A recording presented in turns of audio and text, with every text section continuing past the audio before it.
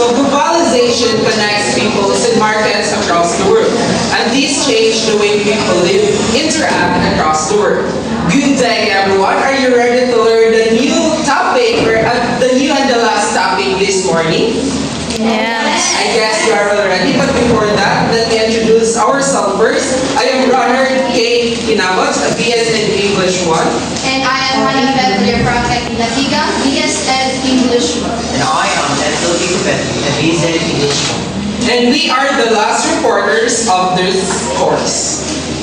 So our topic, we are assigned two different topics. The first one is globalization and its ethical challenges, and millennials and millennials ethical challenges and responses. So, but before that, can we all read the objectives? After studying this full you should be able to appreciate the diverse perspectives and challenges related to globalization, ethics, and religion. Demonstrate critical thinking in evaluating moral dilemmas in a globalized context, and cultivate respect for diverse cultural and religious viewpoints. Compare and contrast the responses of baby boomers and millennials to shared moral dilemmas. Analyze the role of religion in globalized world, and differentiate between ethics and religion in the context of globalization. Define globalization, ethics, and religion. Identify key characteristics of baby boomers, millennials, and millennials, and list several moral challenges presented by globalization. So thank you everyone. So globalization and its ethical challenges. So the word globalization, so ang masunod tayo is is about the interconnectedness or the trades or the communication or the strengthening across different country, right? So globalization is a term used to describe how trade and technology have made the world into a more connected and interdependent place. So when we say ethical, so what does it mean? So ethical means relating to what is morally right and wrong. Then challenges, when you share ka ng mga issues or mga challenges ni face across different countries. So globalization is technology is gawin po kayo nato ibasa because through the use of technology mas strengthen ang atong communication or mas easy to access po sa across different country, right? So with the use of our mobile phones, maka-connect kita sa for example, sa atong mga families across the world or sa mga nasa laing lugar. Then globalization also captures and its goals in economic and social changes that have come about as a result. So globalization is the way po na magaling also the way we live, the way we interact in our society. Muna through sa mga challenges ng globalization, also po ang ato ang mga buhat. Then, the following are the moral challenges of globalization. So, kindly read the first bullet. The rise of radical inequality as the world becomes more technologically advanced. The gap between the rich and poor is becoming even more pronounced. So, what does it mean? So, do you have any insights about the first bullet? Yes, do you have any wala?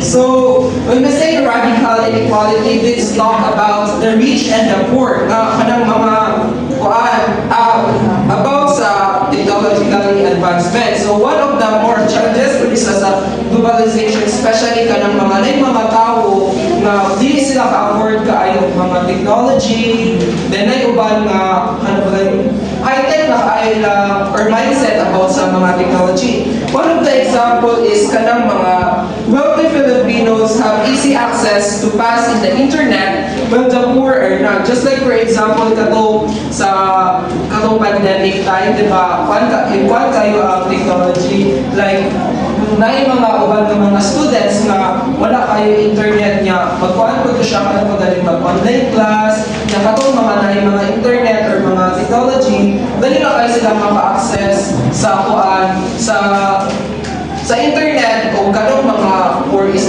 kayo.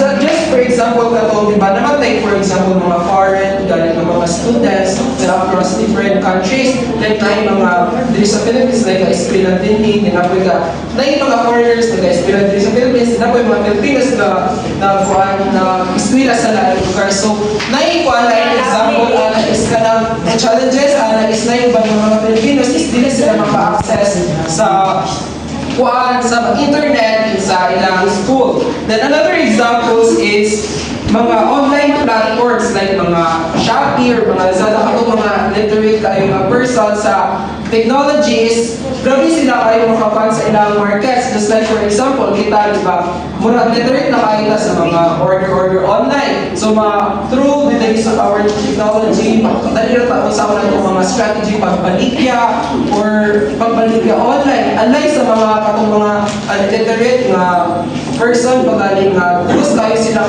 kabalo sa internet, like panagi ato sa pandemic din is na rin online selling. Tapos na po yung bala na tungkol sa advancement of technology is ni-grow ilang economy. Then kanang uban is wala po tungkol sa dili sila kabalo mo dili sila kabalo mo gamit sa technology. And the next one is rich students access global learning platforms like Coursera, YT, tutorials, while poor students depend on printed modules. Like katong sa like mga students na sila access sa technology, pwede na sila wala ito mga tutorials sa YouTube or sa Google. Unlike sa wala cellphone, ilang gabi ko na is mga printed modules nga dili po tayo kanang updated. The next is the next bullet. Can you all read? The problem of managing global environment to prevent global ecological collapse. Today's world is confronted by a host of environmental problems that carry with them potential planetary consequences. Pwede nasabdan na ninyong first bullet? Yes! So, wala may question. So, the next one, isa na yung idea sa next bullet. Wala. So, the next challenges, moral challenges of globalization is the global environmental challenges that can lead to ecological collapse. Just like, for example, these days, init kaayo, then ay, natuloy sa Antarctica, but kamatay matulog news na kuhaan na nag-melt na tungkol sa kainit. The rising of global temperature causing more frequent burning fossil fuels or kanang ato ang mga human actions. And of course, makapekto po siya sa agriculture and water supply. Muna may uban ng mga industry na dili kayo sila mo-increase magalang ilahang supply sa ilang because of the sa ato ang temperature. Like for example, in agriculture na yung mga kanang kusog kayo kanang init magaling kayo din mo tubo kayo ng mga plants, dinapoy ka ng mga kusog kayo sa ulan or na overpod kayo ng mga tubig. So, dabay yung mga plants ka rin na dili kayo makakuha sa kasulay ng tubig. Muling makakuha sa ocean globalization kaya dili mo increase ang ato ang supply tungod sa tungod sa kainit sa ato ang environment. So, nasabtan ra. So, the next one. Kindly all read. Ethical pluralism. The idea that there are diverse theories about what is morally right and wrong, and that which may be incompatible and or incommensurable with all other cultural morals. So, ethical pluralism. So, I know from the definition itself, moral understanding. So, I assume yun nga na mo yung insights about ethical pluralism. Yes, Jana? Wala. So, kasi na yung insights about ethical pluralism. Yes, Rosemary? Do you have any thoughts? Ethical pluralism, it connotes the idea that multiple values and ideas are important, which is very magka-conflict siya since di man siya parehag relativism nga in ethical pluralism is it can be applied di ba like autonomy, compassion, dahil siyang scenario ma-apply ng mga theories or ideas. That's why magka-conflict siya when it comes to Yeah, so 9 ideas, 0 story. So it's a simple terms, different cultures have different moral values, right? So kita depende sa atong mga cultures or beliefs na tayo different magaling nga unsay sakto o unsay dili. Then example ani is kaning koan natay kanang nay mga countries or mga beliefs na mo-agree sa same-sex marriage. Just like for example, accepted in some Western countries, but remain sensitive topic in the Philippines. Just like ako, kabantay mo ato sa Thailand pagaling is nana sila ka na pagaling pwede na sila mo ka na pagaling kaston ang same-sex marriage. Pwede na kaston ang koan same-sex. So, ngunit koan sa sa uban na countries or sa ato na yung mga mo-argue pagalis na dili sila mo-argue ato dili sila mo-agree ato nga context kay lagi na because of yes, bawat tungod just like for example in kanang magaling sa ato ang for sa ato ang church ato simbahan di ba in biblical way yung makayon na tanga ang gihimo sa Pinoy Islam ila advice. So in sa katong mga people nga mo-agree ato is natural diyon sila mo-agree atong sa same-sex marriage. Then mo nang giingon nga naayuban ng mga tao nga mo-agree sila ato napoy uban dili according sa ilang cultures and beliefs. Then the next example of is kana religious conflict about Muslims and Christians. Diba? Crucial po di siya kahit yung mag-away-away sila kung inside mag-debate sila or kung inside sakto ba po, sakto ba ang mga Muslims na ilang beliefs, sakto po ba ang ilahang kanang ilahang ang mga Christians. So natin mga different magaling ang beliefs kung inside sakto o beliefs. So do you have any examples about ethical pluralism? Wala na? Wala na. So nasabtan na niyo ang ethical pluralism?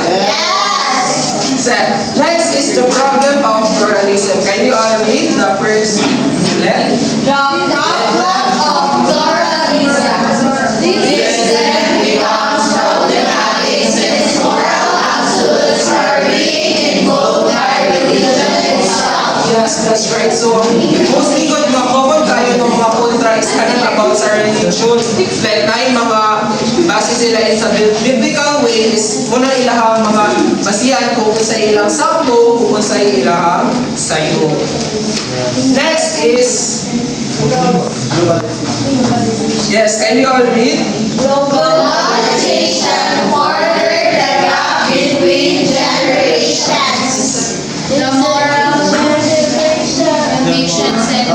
The moral convictions and ways of dealing with moral dilemmas were faced differently by different generations. So when we say millennials, so what comes when we try to makita mga millennials? Gen Z. Yes, millennials is a type of generation na nasa kuan. 90s. Ito mga 90s. Nasa 90s, 1980s, so we say millennials. Sama na siya. Millennials is a Filipino millennials, the same age group as global millennials. When say globalization, further the gap between generations. So, tayo mga ethical challenges in the different generations. Like, for example, katong mga different, the silent generation, mga Gen Z, napo na siya yung mga, sa ilang time, napo na siya yung mga ethical challenges na ilang i-face. Then the moral conviction in ways of dealing with moral dilemmas were faced differently by different generations. Of course, sa ilang generation, sila po yung para pagaling sa ilang different generation, napo na sila yung mga dilemmas ng ibang atubang. Then the following are the different generation. So the first generation is the silent generation. So nag-start na siya sa 1990 1925 and to 1945. So, nananalis na karunungan na to. So, ang mga challenges nga ilang i-face sa una is conformity versus different during wartime. So, kung pa rin katong mga wartime nagtira sa una, ilang mga challenges na i-face. Then the next is the baby boomer generation.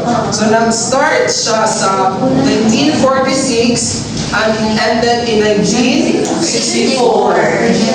So the youngest age today is talaga yung mga 56 years old. So itong mga mama, no? Mga mama or mga lolo or lola. So sila po yung mga baby boomer generation.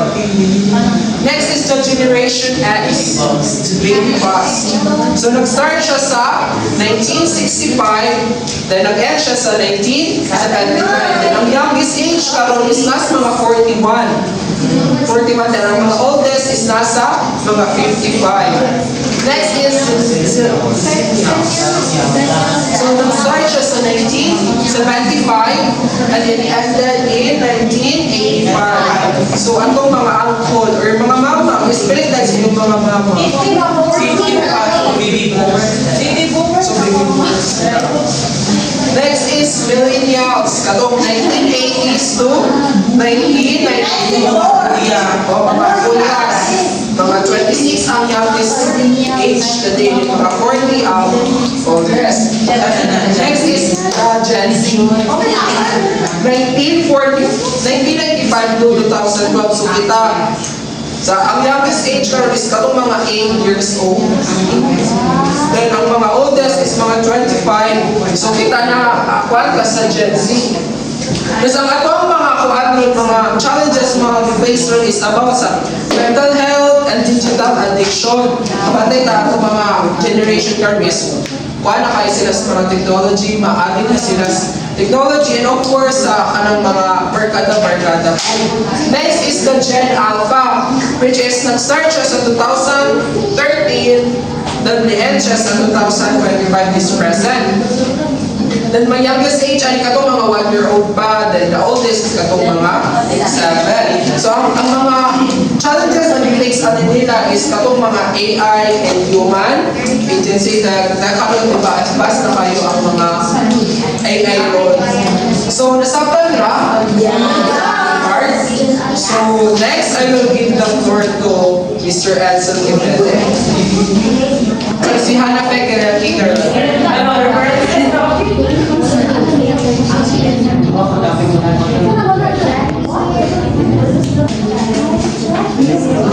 good morning again, everyone.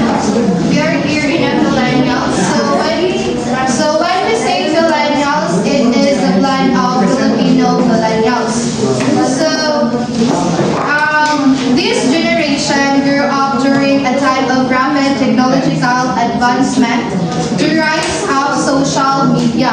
So millennials, Filipino millennials is kaninga generation diri na nag-start to mga technology, social media. So millennials is kung ano kayo sila, known na sila sa mga issues in our society. And also is nalink na po nilang self sa social media. So more open-minded na po kayo sila here. So the qualities of millennials, first is they value authenticity. So when we say authenticity is the meaning of quality of being genuine or real.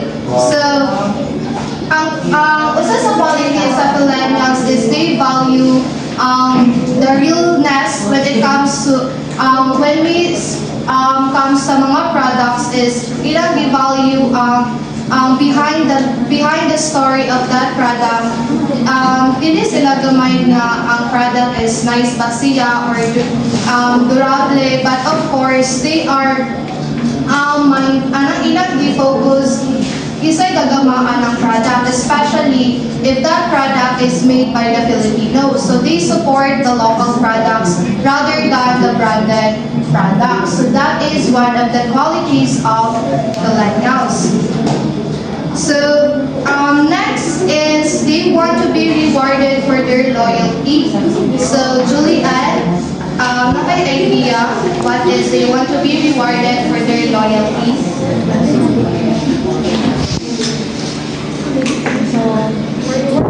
Sa ilahang tungod sa ilahang loyal.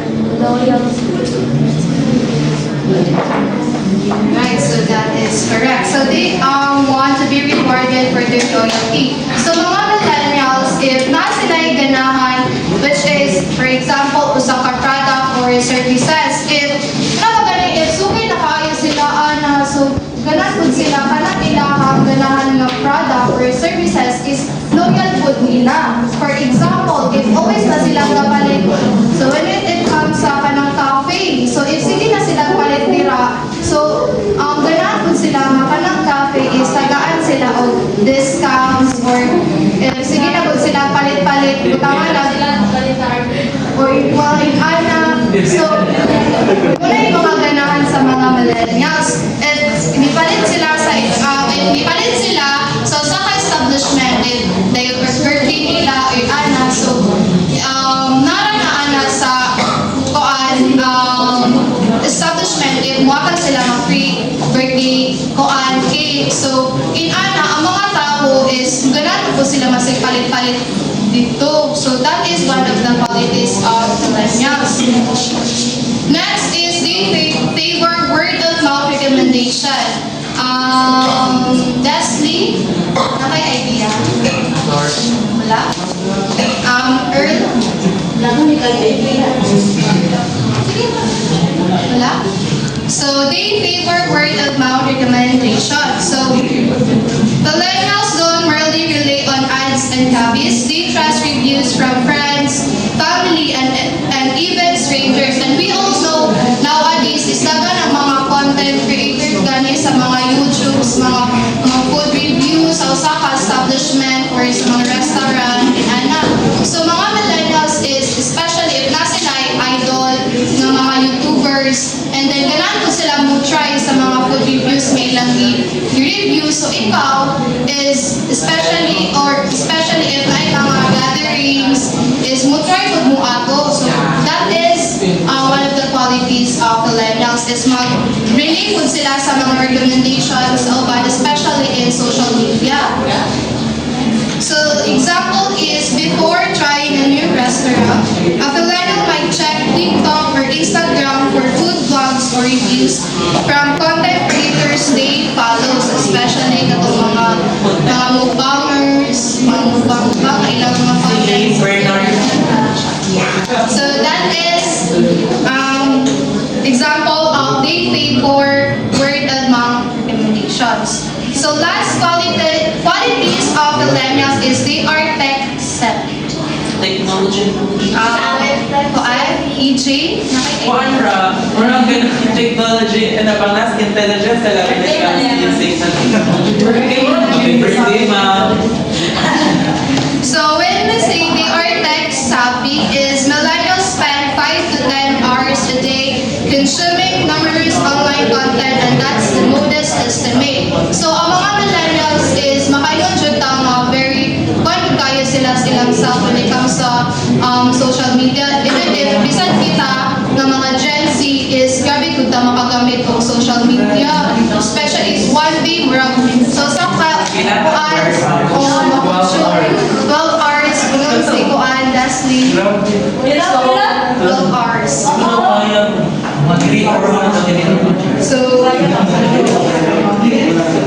So that is the qualities of millennials. Nasabtan ra? Yes. So that is the millennials, which is the so next is the baby boomers. So when we say baby boomers, mo ni ato mga lolo, lola, mama, or papa. So those born from 1946 to 1960. So baby boomers were raised in a post-war era that emphasizes stability, hard work, and respect for authority. So munid mga grabe po kayo ilang mga kuan, mga traditional kaayo sila when it comes sa mga beliefs, mas especially sa religion, kaya grabe good ka, religyoso ato mga lolo o lola, diba? So, baby boomers is their moral decision making often revolves around duty, responsibility, and tradition. So they may view right and wrong based on long-established norms and rules within family or society. So makaingon ra sila right or wrong sa behavior sa usa ka tawo is depende siya sa ilahang na-experience before. And we all know na grabe good kaayo ka strikta ang atong mga lolo o lola. Because pod sa ilahang mga grandparents nga ayo pud sila og padako. So example of baby boomers may face a moral dilemma when their adult life comes out as LGBTQA+. So that is one of the moral dilemmas sa mga lolo o lola kay grabe magud kaayo ka-issue nila ang mga gays, lesbian, bisexual kay ilahang magud is ang gihimo ra mo daw sa Ginoo is bayo laki mo na magud na ilaha, which is wala kaayo nila na normalize ang mga gay before. Unlike now, when murag na normalize na dito kaayo, grabe naman. Dapat na isakot na tas mga kuan.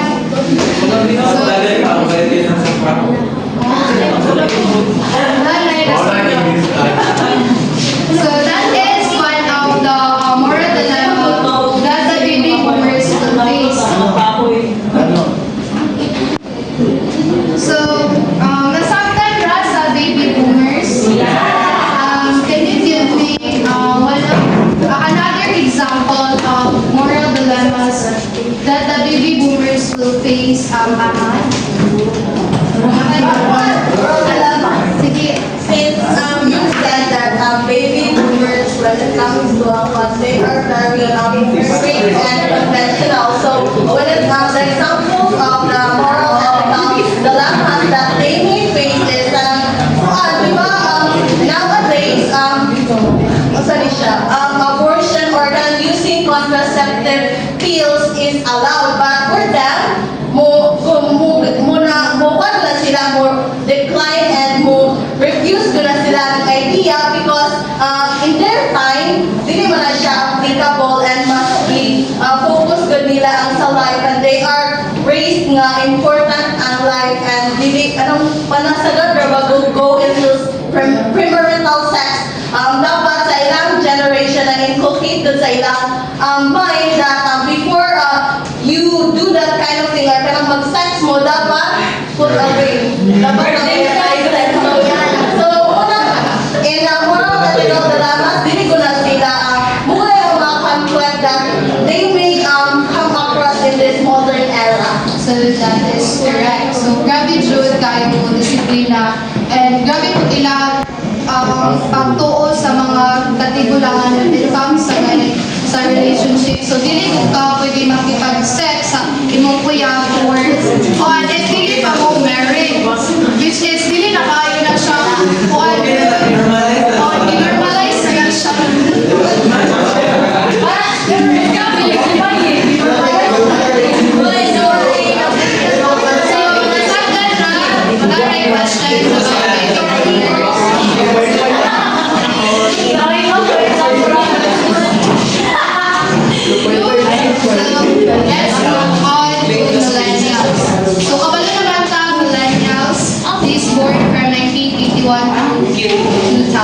So they are also called the digital natives because they born nga dito na nag-start nga ni-evolve ang technology and also the social media. So millennials came of the age during the rise of internet and globalization where diversity, social change, and individual freedom are emphasized. Their moral framework often includes inclusivity and fairness. And they are more likely to question authority or tradition in favor of progress. So one of the examples sa millennials is if is the work sila sa usa ka company where gender pay gaps exist, which is the male and female. So, kabalo manggod ta nga ang ilahag mong panglantaw sa mga female is pinapagani ka ng luhay, so, mas uyang. So, ilang ina-base ang gender when it comes sa payment. So, para nila mas deserving ang male tagaan o dakong sweldo kaysa mga bayi. Yes, sakto. Bugat daw ang trabaho sa mga male kaysa sa female. So, in this issues, they may choose to speak out, report the issue, or even leave the company to uphold their values of equality and social justice, even if it means risking their job security. So wala sila, even if muhawa sila sa company, as long as they value the equality and fairness, kay mo may ilahang feelings. So that is the example of millennials. So, any questions about millennials? Nasaktan ra? So, moral dilemmas of baby boomers and millennials. So, first is values and priorities. So, baby boomers generally prioritize traditional values such as family, loyalty, and community. They may approach moral dilemmas with more conservative lens, emphasizing duty and responsibility. So baby boomers is very strict when it comes to discipline their child. Diba? Kanang grabe yung guys sila makadisiplina. So, which is, akong na-experience before with my parents, is grabe din sila makadisiplina mo. Which is, if maligo na galing sa pa, and dugay na may muulit kabunalan na dudmi, which is, dili na siya grabe ang bunal. Hakatagan sleep na kawayan na baga. Muna siya ibunal lang, which is, kuwan, bukaan na siya.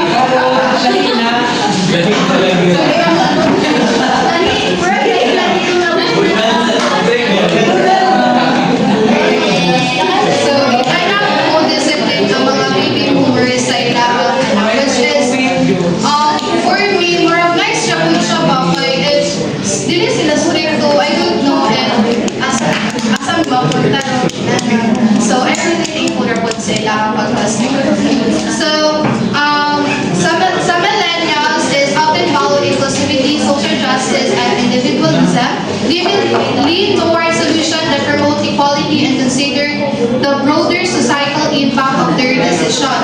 So, dili sa mga millennials is during a time when it comes to LGBT is more likely, mostly sa ila is gawan kagod nila or okay kagod nila sa LGBT, kalang mga gay, bisexual, because they believes the equality, fairness, and social justice and individualism. So that is millennials.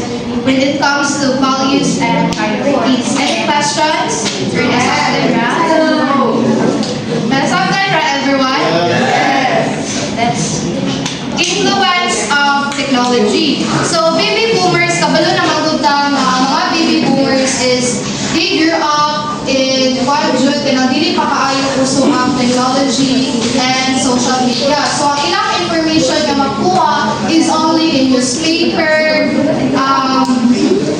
sa mga tabloids, magazines. So dito na sila makakuha og information sa book. So dili pa kaayo expanded ang ilang knowledge when it comes sa technology. Unlike sa millennials nga dito na nag-start na i-evolve ang technology. So kaya sila literate na kaya sila when it comes sa technology. Doon na sila kung saan na paggamit, unless at kung parents hindi sila kabalo mo gamit o cellphone or any kind of technology because it is new to them and wala pa na kaayo sa ilang generation. So that is influence of technology. Nasabtan ra? So that's ethics and religion. So I give the floor to Mr. Edson.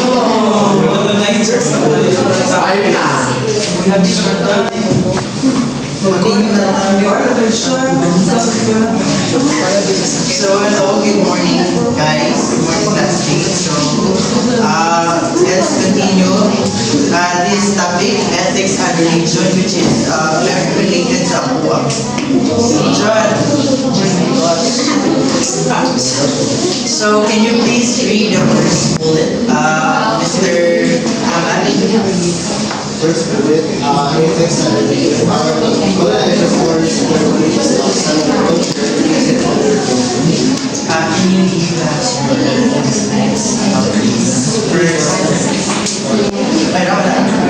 do you have any insights about the first bullet? This na naman po so our colonizers forced their colonies to accept their culture, inclusive of their faith. So very self-explanatory. Diba? Which, this means that in countries was controlled by other or more powerful countries, the ruler often made the people in the controlled areas adopt their way of life, including their religion. They didn't allow the colonized people to keep their own beliefs and traditions, which is kung ano po siya na-discuss po siya sa ato ang aral pan, di ba? Until sa ato ang Philippine literature. So, sa unang mangkod, so sa kita, sa ato ang aral pan sa una is, kita, sa ato ang pinaka-ninunod sa una is, naanadyan tayo ka nanatay ato ang way of life sa una. Pero, kani siya, ang ato ang pan, wala pa siya tayo, hindi pa siya wala pa siya na naayo o pinansport ang ato ang religion kay ang ato ang mga ninunod sa una mismo, para ka na buwang pura sa mga objects na ilahang makita, like stones or kanang trees. So, that's why when the colonizers came and then colonized, for example, colonized us, they forced the colonies or kitang mga colonized nga ma-accept ang ilang way of life gikan sa pinakagamay nga kuan gikan sa pinakagamay nga ilahang usually magkuhan hantod sa pinakadako which is ang religion. Ilahan introduce sa atwa and then they force us to forget ang pinakaunang way of life sa ato ang mga sinuno. Like for example, sa ato ang clothing. Sa una, di ba, kay ang ato ang mga sinuno is mag-quadra, mag-cover, sila din. Ang ato ang mga kalalakihan sa una is wala sila yung din sa suot sa pantaas. Hindi na magbahagra. Then until the colonizers came, mas nabago ang ato ang clothing. And it's also, so let's move on to the second bullet. As religion is a big part of our culture, our values are very much influenced by our beliefs. It is supernatural and everything that is relating to it. So, who has an insight sa second? Yes, Erica.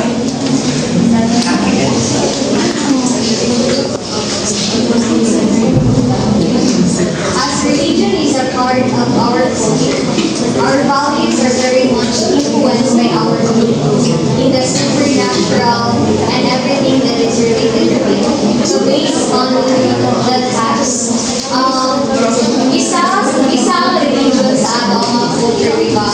Like, namanan na gunanan siya, bisan pa sa atong mga ancestors. Yung atong mga pagtuo, mga values, isa katao na more on nagpunta sa mga supernatural, diba? Sakto? Sige, so, ini sa second bullet, ano siya, kabalo man lang ang religion, dagan mang religion nga nag-exist sa ato ang paan, di ba? Ato ang planet, which is the earth. We all know that religion is playing an important role in our life. This is where we can usually nga kanang naghatag sa ato ang values nga ato ang gisunod kung unsa ang right thing to do kung kanang unsay mali nga pagabuhat. Then gikan mo ni siya sa pag-kinig. Believe in the supernatural and everything kanang muna siya kanang igong di mo siya mawala to ang atong pag-usa kaning God, the heaven, the hell, kana ang mga supernaturals. Di ba kay sa unang sa ato ang arapan sa una ang ating mga ninuno ay naniniwala or sumasamba lamang sa mga bagay na nakikita nila sa ating paligid, gaya lamang ng bato, kahoy, at kung ano pa. So, when the colonizers came, there's a transformation, there's a change na ang nabuhat. Hindi ka natin sambara sa mga stones na kuha na siya na-transform into a new chapter, which is nanatay simbahan, nanatay ka ng isa ka mag-trusted na may ato ang panalaginan, which is ato ang God. So that is so do you have any questions? Nasabta na ninyo?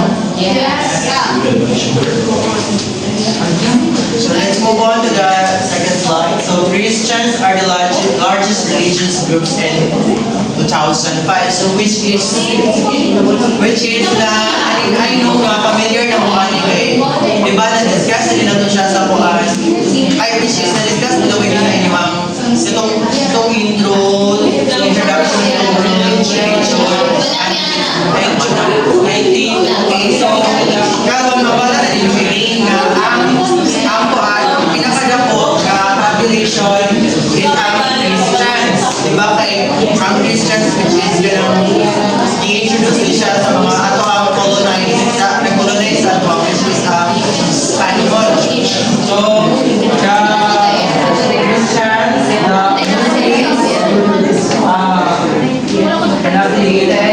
Hindus, Buddhism, so para siya nag-sure din siya sa mga population sa mga nag-exist na religions.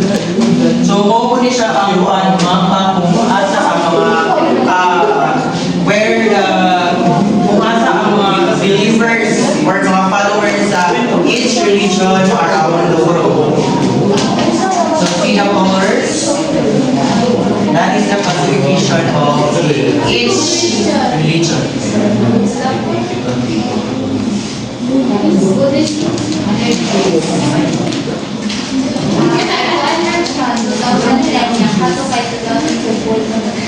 Next na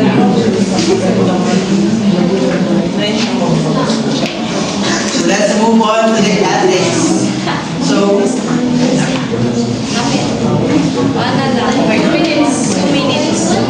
the ethics, so can you please read? So ethics, balik-balik refers to the philosophical concept of morality. So ethics is the study of what is good, what is bad, what is right, what is wrong. Balik na right and wrong and established principles of right behavior that we serve as guide for action for the people to follow. So that is ethics. Let's move on to religion. So a symbolic system that confers identity and marks out social, ethical, and other boundaries. So we all know self-explanatory just like religion. Yes, it gives us identity or umasa ta ng religion such as Christians, Muslims, Hindus, and etc.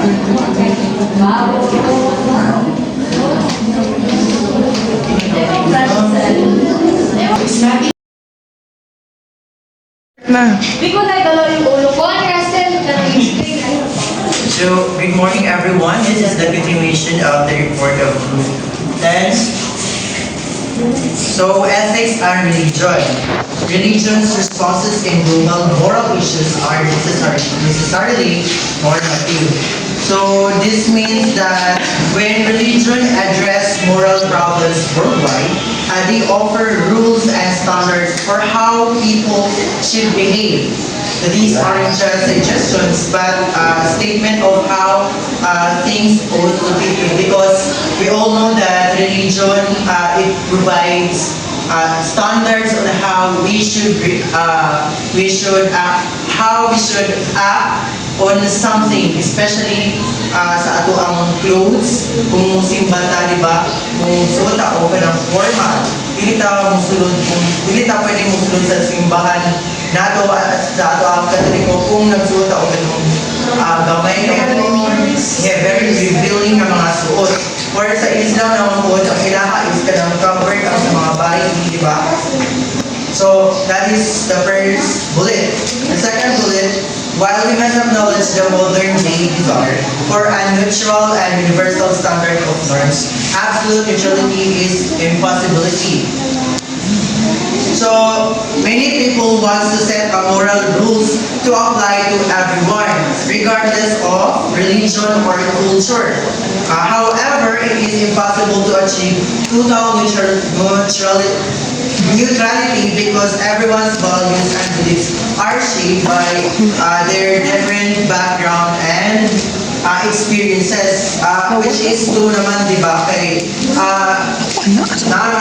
because of our kalain-lain sa ato, lain-lain ka inuupan, especially sa religion nato, lahi ang way sa Catholic, lahi po ang way sa mga Islam, kay sa ilaha is normal na ang laki nga magkaroon ng dalawang asawa.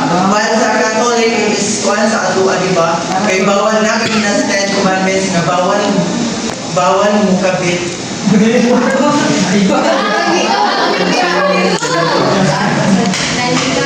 So that is why it is impossible na, it is very impossible na makakuan o ganang neutrality sa atua, di ba? So let's move on to the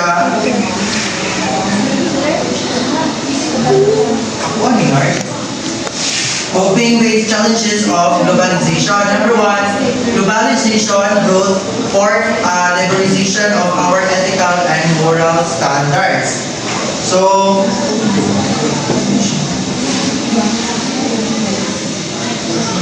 globalization has made it easier for different cultures and ideas to mix, leading to a loosening of strict ethical and moral rules. What once considered wrong is one place might have the acceptable elsewhere. So katuwa ko ang ginagawa sa mga Islam, okay na sa ilang manay, kuan-tuwa ka na kuan. Well, sa atuwa is dili siya. So this is also challenge our way of confronting ethical and moral dilemmas. The best way to survive this time is to understand our own culture's esteem awareness. People should comprehend their history, its evolution, distinctive features, and future trends. Millennials and Generation Z should also thoughtful and cautiously consider how they live their lives in a virtual world. People living within a specific culture should come to know themselves. And that is how we coping with the challenges of globalization.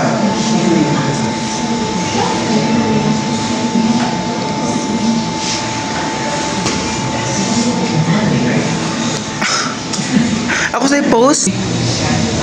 So, in conclusion, can you please read everyone? Globalization has exposed humanity to challenge our belief system. As the global order is here to stay, so is the need to interpret and reinterpret our world. With all of its struggles, problems, and dilemmas to generations then now.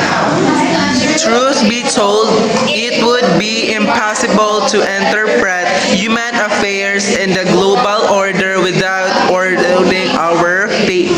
That's all for today. Thank you so much. Picturean tamong tolo. education,